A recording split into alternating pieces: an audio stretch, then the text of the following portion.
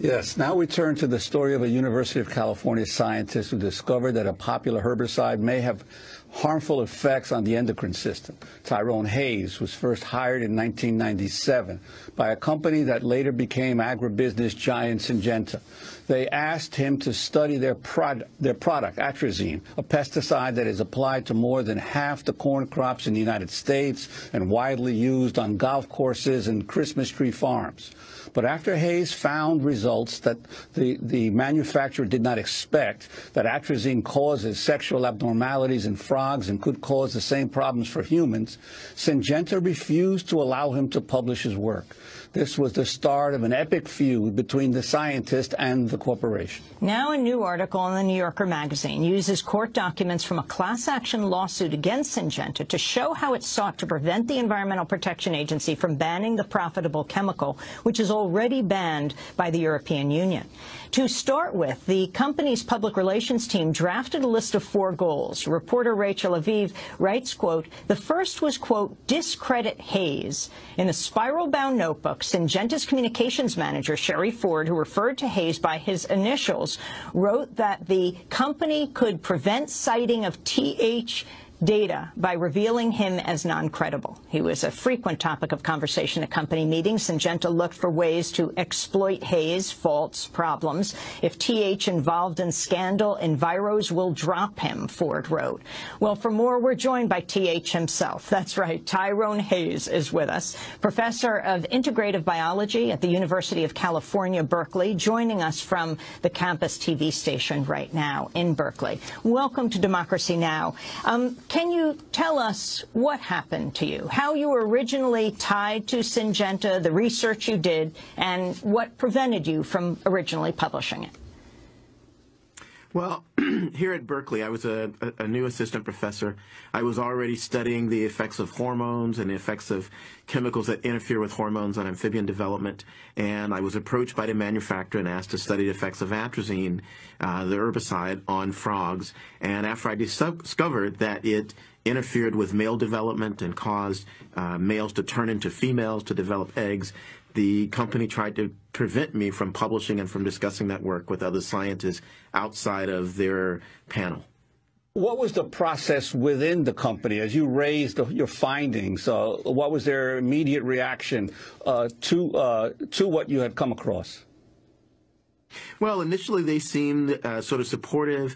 We designed more studies, we designed more analysis, and they encouraged me to do more analysis. But as the further analysis just supported the original finding, they became less interested in moving forward very quickly, and eventually they moved to asking me to manipulate data or to misrepresent data, and ultimately they told me I could not publish or could not talk about the data outside of their closed panel. And Professor Hayes, talk about exactly what you found. What were the abnormalities you found in frogs, the gender-bending nature of this drug, atrazine? Well, initially we found that the larynx, or the voice box, in exposed males didn't grow properly. And this was an indication that the male hormone testosterone was not being produced at appropriate levels. And eventually we found that not only were these males demasculinized or chemically castrated, but they also were starting to develop ovaries or starting to develop eggs. And eventually we discovered that these males didn't breed properly, that some of the males actually completely turned into females. So we had genetic males that were laying eggs and reproducing as females. And now we're starting to show that some of these males actually show, I guess, what we'd call homosexual behavior. They actually prefer to mate with other males. And so where did you go with your research? Well, eventually what happened was the EPA insisted that, the Environmental Protection Agency insisted that the manufacturer release me from the confidentiality contract. And we published our findings in pretty high-ranking journals such as Proceedings of the National Academy of Sciences. We published some work in Nature. We published work in Environmental Health Perspectives, which is a journal sponsored by the National Institutes of Health. And when did you begin to get a sense that the company was organizing a campaign against you? What were the signs that you saw post the period when you published your findings?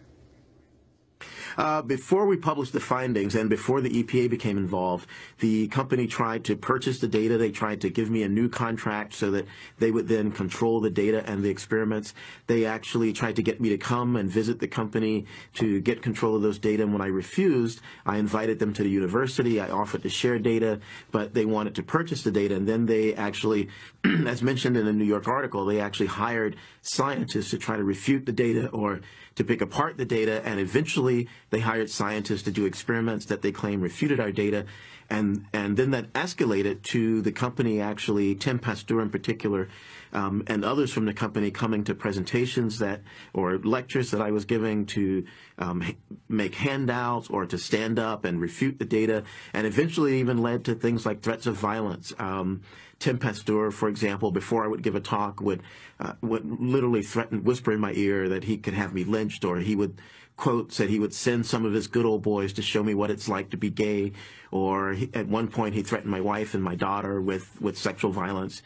He would whisper things like, "Your wife's at home alone right now. How do you know I haven't sent somebody there to take care of her? Isn't your daughter there?" So eventually it really slipped into some, pretty scary tactics.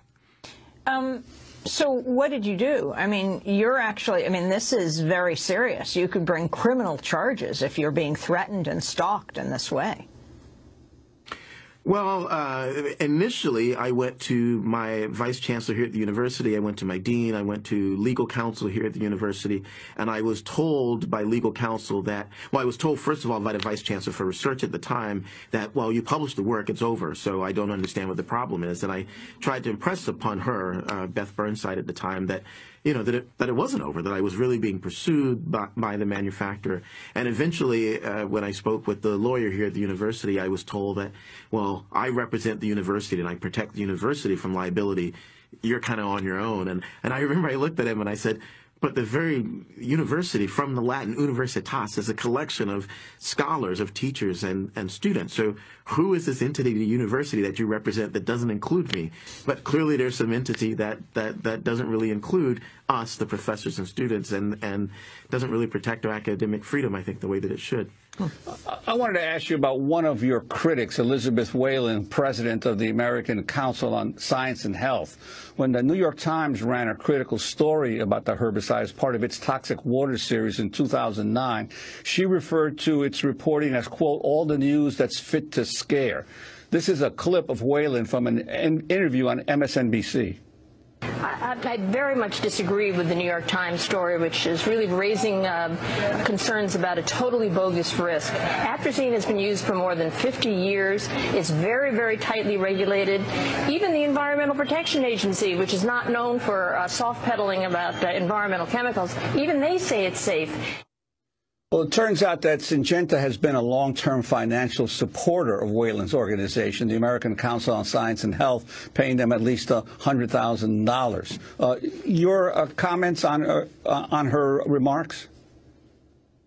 Well, again, they're paid remarks. And one of the most disheartening things in this whole process is that many of my critics, it's one to be academic if you come and say, well, we interpreted the data this way and we want to argue about this point. But these people really didn't even have an opinion. These opinions were written by the manufacturer, and they were paid to put their names on them to endorse the opinions of the manufacturer. So, that's one of the most disheartening things, that they were really just personalities for sale. And many of the things that she's saying there is just not true. Any independent study from any scientist that's not funded by Syngenta has found similar problems with atrazine, not just my work on frogs, but I've just published a paper with 22 scientists from around the world, from 12 different countries, who've shown that atrazine causes sexual problems in mammals, and that atrazine causes sexual problems in birds, amphibians, fish. So it's not just my work in amphibians. And also with regards to the EPA, one of the scientific advisory panel members on the EPA that was supposed to review atrazine, turns out, is paid and works for Syngenta. So the whole process was tainted, and in fact, the EPA ignored the scientific advisory panel's opinion and actually decided to keep atrazine on the market and not to do any more studies, when that clearly wasn't the recommendation of the scientific advisory panel. I wanted to go back for a second to your remarks about your university, because obviously there are many questions about major universities around the country being in some way or other supported financially by the pharmaceutical or the drug industry. But you're at a prestigious university, one of the top universities in the country, at Berkeley. Do you have some concerns about how your university responded to in your time of need and the attack on your academic integrity? Well, they're not just my concerns. There are many at the university who fear that the university is just becoming a corporation. We're a public university that used to get a lot more support from the state. In my lifetime, the tuition was free for students. Tuition's been rising, and it's really an effort to monetize things, and that includes scientific researchers. There's a lot of pressure on us not just to be scholars and to teach and to do research, but also to bring in funds that will support the university. So there's some sentiment from the university that if you are raising a concern potentially that it might cause the university to lose support or to lose funders, then you won't necessarily get the support on the campus that you need. And we've seen this over and over again. A colleague of mine, Ignacio Chapella, for example, was in a fairly huge battle over the same company, Novartis, and its influences over scientific research at the university. Can you talk about the significance of Syngenta? First of all, is it a significant presence at the university, at UC Berkeley? But also the significance of Syngenta as a pesticide company and all that it makes. How powerful is it? Well, when I was originally consulting for the manufacturer, they were Novartis at the time, and Novartis had a big influence on the campus. There was a major deal on the campus. I understand a fifth of the biological sciences support was coming from Novartis, and at the time they both made pesticides and they made pharmaceuticals. One of my big concerns is that as of the year 2000, prior to the year 2000, the Novartis not only made atrazine, which is used on corn, of course, which is an herbicide, but it also induces an enzyme called aromatase. It causes you to make too much estrogen. And it's now been shown that this herbicide atrazine and this mechanism is potentially involved in the development of breast cancer, for example. Up until 2000, the company also made a chemical called letrozole, which did exactly the opposite. It blocked aromatase, it blocked this enzyme, it blocked estrogen production, and this chemical letrozole is the #1 treatment for breast cancer. So this company was simultaneously in 2000 making a chemical that induced estrogen and promoted breast cancer, and making a chemical that blocked estrogen production and was being used to treat breast cancer. So there's a clear conflict of interest there, a clear problem.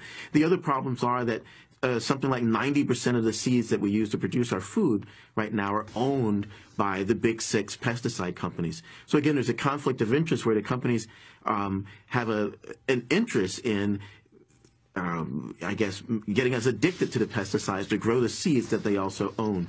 And Syngenta, of course, is one of those big 6, one of the big pesticide or agribusiness companies.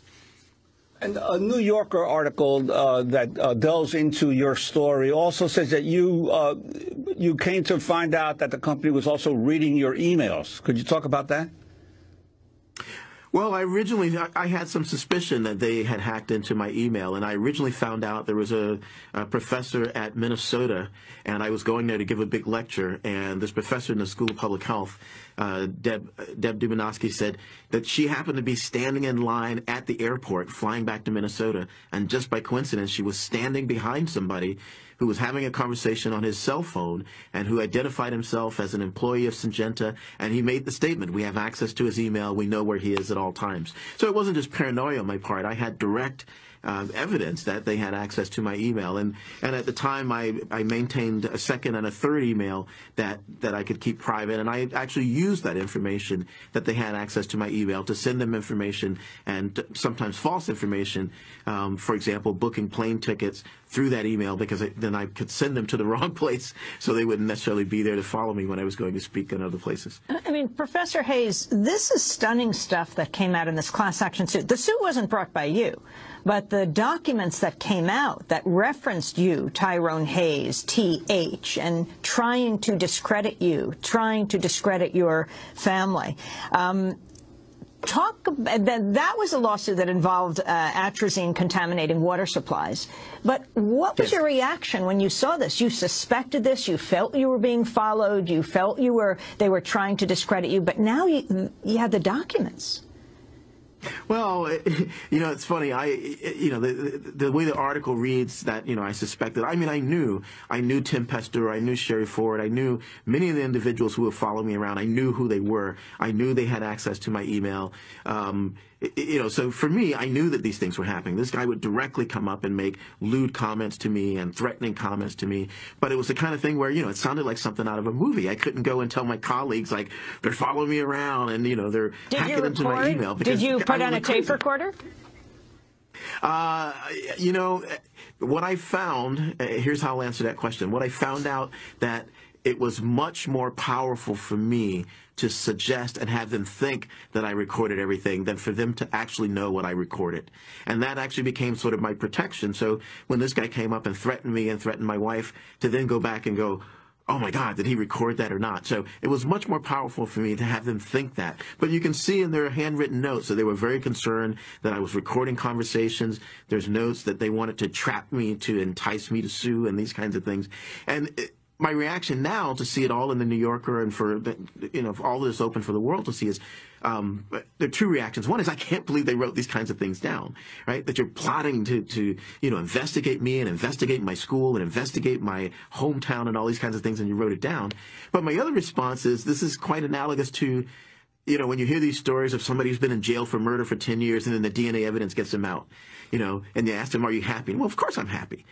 But I've also been in jail for 10 years, you know what I mean? So, of course, I'm happy now that these documents have all been revealed, but it's also been a very difficult time for me and for my family, for the last 10 or 15 years, for my students as well, for the last 10 or 15 years, to be pursued this way and to be under a microscope this way and to feel threatened this way for so long. As we wrap up, what's happening with atrazine today? Where does it stand? It's still on the market. We're still studying it. A number of studies are still coming out from around the world. One recent study has shown that male babies that are exposed in utero to atrazine, their genitals don't develop properly. Their penis doesn't develop properly, or they get microphallus. There's studies showing that sperm count goes down when you're exposed to atrazine. And this is not just laboratory animals or animals in the wild. This is also humans. We use the same hormones that animals do for our reproduction, and it's a big threat to environmental health and public health. I want to thank you very much for being with us. Tyrone Hayes, a professor of integrative biology at the University of California, Berkeley, has devoted the past 15 years to studying atrazine, a widely used herbicide made by Syngenta. We'll link to the article in the New Yorker magazine that reveals how the company tried to discredit Professor Hayes after his research showed atrazine causes sexual abnormalities in frogs and could cause the same problems for humans. The article is called A Valuable Reputation, after Tyrone Hayes said that a chemical was harmful. Its maker pursued him. This is Democracy Now! We'll be back in a minute.